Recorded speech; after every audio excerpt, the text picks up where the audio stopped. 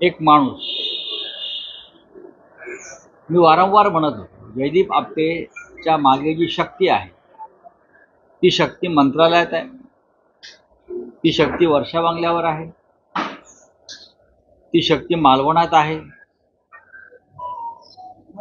त्याच्यामुळे इतके दिवस जयदीप आपटे हे पोलिसांना चुकवू शकतात.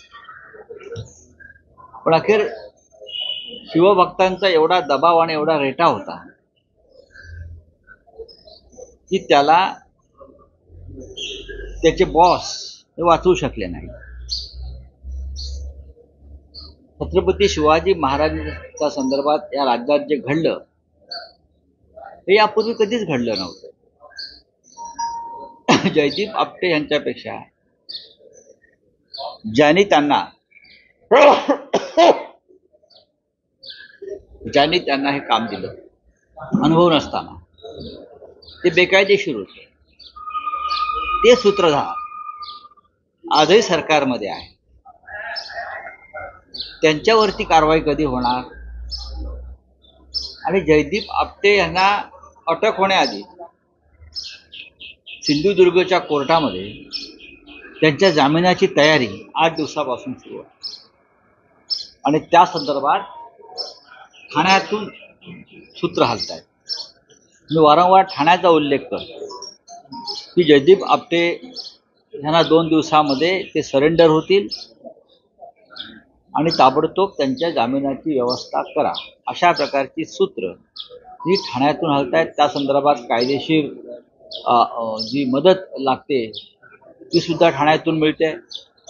छत्रपती शिवाजी महाराजांच्या नावानं ज्यानं बाजार मांडला आणि केला,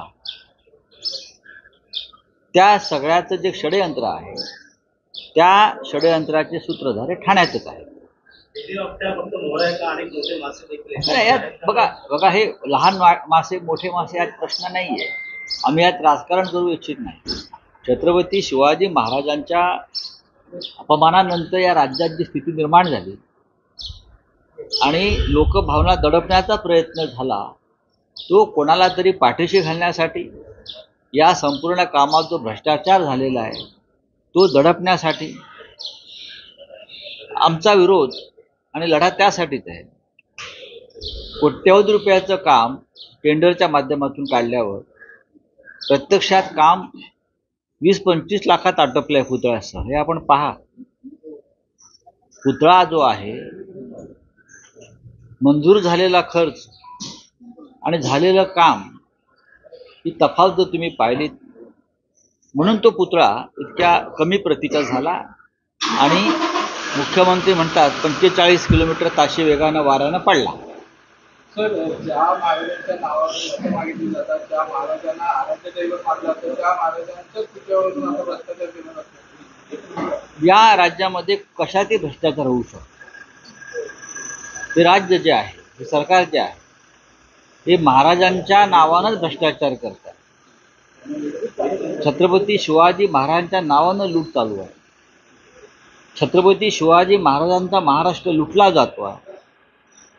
गुजरातचे ठेकेदार महाराष्ट्र लुटत आहेत.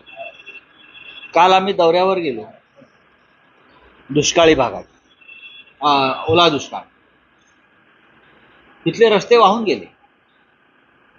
परभणी असेल बरं का, त्यानंतर बाजूचे सगळे जिल्हे, हिंगोली असेल, संभाजीनगर असेल, म्हणजे रस्त्याच्या रस्ते वाहून गेले. तिकडले जे तरुण कार्यकर्ते आहेत ज्यांची घरं वाहून गेली, शाळा, गुरं ढोरं माणसं वाहून गेली, त्यांनी जे आमच्यासमोर डॉक्युमेंट्स ठेवले, ह्या ग्रामीण भागातल्या रस्त्यांची कामं सुद्धा गुजरातच्या ठेकेदारांना देण्यात आलेली आहे आणि ते रस्ते वाहून गेले. एक सरस्वती कन्स्ट्रक्शन नावाची कंपनी गुजरातमधली आहे. आता परभणीतल्या गावातल्या रस्त्याची कामं या ठेकेदारांना, हिंगोलीतल्या रस्त्याची कामं या ठेकेदारांना.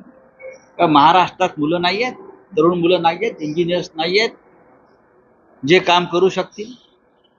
काल माननीय आदित्य ठाकरे, विरोधी पक्षनेते अंबादास दानवे आणि मी स्वतः आमचे अनेक पदाधिकारी आम्ही फिरत होतो.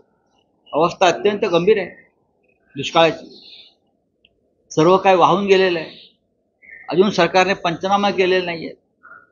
दुर्दैव असं आहे, हे रस्ते गुजराती ठेकेदारांनी केलेले ग्रामीण भागातले वाहून गेले. गुजराती आहे, मी परत परत म्हणतोय, तुम्ही तपास करू शकता. आणि आदित्य ठाकरे यांचा दौरा जाहीर झाल्यावर सरकारला जाग आली आणि मग तहसीलदार व्हिडिओ वगैरे धावत गेले. कृषी मंत्री कुठे होते इतक्या दिवसांनी? या राज्याला कृषी मंत्री आहे की नाही? आदित्य ठाकरे येणार आहेत हे कळल्यावर राज्याचे कृषी मंत्री काही भागात गेले पाहणीचं फार्स करण्यासाठी. ते गाडीतून उतरले सुद्धा नाहीत असं त्या शेतकऱ्यांचं म्हणणं आहे. गाडीतून उतरले नाहीत, त्यांनी पायही जमिनीला लावला नाही या राज्याच्या कृषी मंत्र्यांनी. इतकंच नव्हे तर उलट कृषी मंत्र्यांकडे काही मागण्या करायला गेलेले शेतकऱ्यांच्या अंगावर कृषी मंत्री निर्घृणपणे ओरडत राहिले, मी काय करू शकतो, मी काय करू, आता मी तुमच्या शेतामध्ये येऊन काम करू काय, मी हे करू का? कृषी मंत्री शुद्धीत आहेत का या राज्याचे? हजारो शेतकऱ्यांचे संसार वाहून गेले, पशुधन वाहून गेलाय, पीक वाहून गेलाय, पंचनामे नाहीत, पीक विमा योजना नाही, तुमची यंत्रणा चालत नाही. तुम्ही कृषी मंत्री आहात, जबाबदारी कोणाची आहे? या सगळ्याचा पंचनामा काल आदित्य ठाकरे यांच्या नेतृत्वाखालच्या आमच्या शिष्टमंडळाने केलेला आहे. जे लोकांना भेटले, लोकांना समजून घेतले. कृषी मंत्री असं म्हणतायत की युवराजांना शेती आणि कृषी